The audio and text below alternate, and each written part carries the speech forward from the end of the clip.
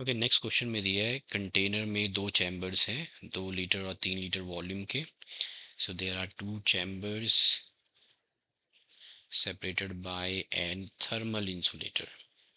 तो thermal insulator means यहाँ जो प्रोसेस है, there is no exchange of the energy between these two chambers. Chambers 1 में है आपके 5 मोल और इधर है 4 mole of ideal gas. Pressure है इधर 1 एटमॉस्फेयर, इधर है 2 एटमॉस्फेयर.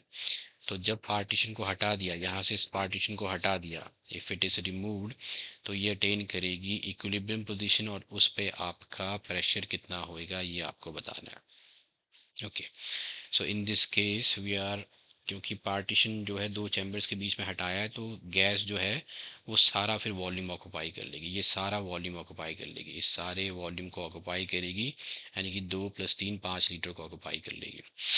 और दूसरा थर्मली इंसुलेटेड थी पहले, तो कोई भी एक्सटर्नल वर्क डन नहीं होगा, टोटल इंटरनल एनर्जी जो है वो कांस्टेंट रहेगी. मींस यू टोटल जो है दैट इज इक्वल टू इसकी total internal energy plus second chamber की total internal energy of ideal gas के बराबर रहेगी. नाउ किसी भी आइडल गैस के लिए, फॉर एन आइडल गैस, जो हम कंडीशन यूज़ करेंगे यहाँ पे, the internal energy is proportional to the product of pressure in the volume.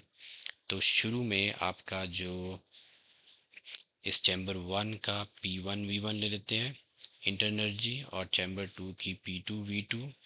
तो इनकी कंबाइंड जो internal energy will be equal to the internal energy of the when this partition is removed, total internal energy. तो यहाँ आ जाएगा P equivalent लिख लेते हैं यहाँ पे, और वॉल्यूम अप आपका हो जाएगा दोनों का कंबाइंड वॉल्यूम. ये हो गया आपके पास.